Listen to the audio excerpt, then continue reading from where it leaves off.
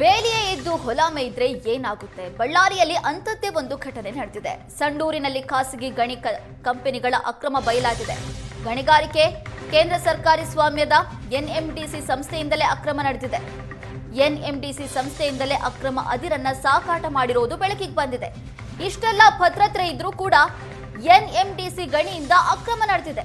20 metric ton ಕಬ್ಬಿಣದ ಅದಿರನ್ನ ಅಕ್ರಮವಾಗಿ ಸಾಗಾಟ ಮಾಡಲಾಗಿದೆ.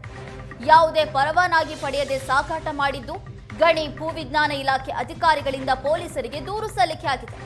ಕೇಂದ್ರ ಸಂಸ್ಥೆಯ ಅಕ್ರಮ ಸಾಗಾಟ ಹಿಂದಿರುವ ವ್ಯಕ್ತಿಗೆ ಹುಡುಕಾಟ ನಡೆಸಲಾಗ್ತಿದೆ. ಈಗ ಬಳ್ಳಾರಿಯಲ್ಲಿ ಬೇಲಿಯೇ ಇದ್ದು ಹೊಲ ಮೇಯ್ದಿರುವ ಕತೆ ಇದು.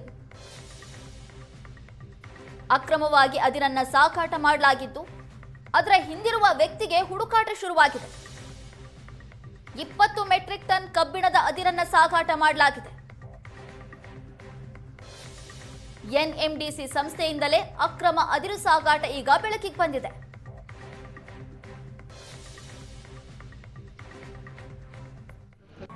ದಿನಾಂಕ 16/1/2026ರಂದು ಪೊಲೀಸ್ ಸ್ಟೇಷನ್ಗೆ ಬಂದಿರುವಂಥ ಟಿಪ್ ಆಫ್ ಪ್ರಕಾರ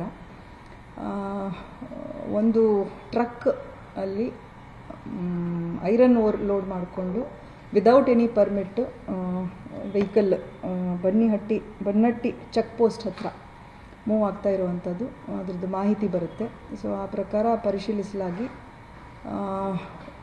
17ಗೆ concerned mines and geology department ಒಬ್ಬರು ಜಿಯಾಲಜಿಸ್ಟ್ ಅವರ ಕಡೆಯಿಂದ ನಾವು ಒಂದು ದೂರನ್ನು ಪಡೆದು ಈ ಕುರಿತು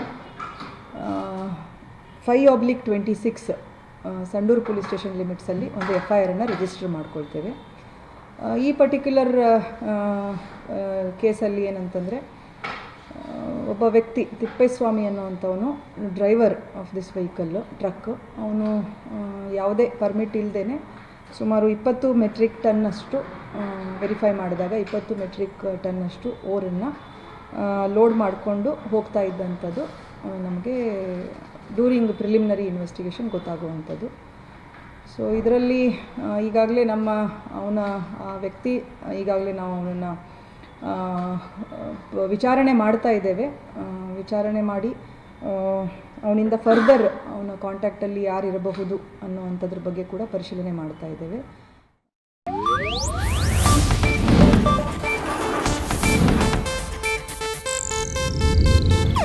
ಇದು ಏಷ್ಯಾನೆಟ್ ನ್ಯೂಸ್ ನೆಟ್ವರ್ಕ್ ಪ್ರಸ್ತುತಿ.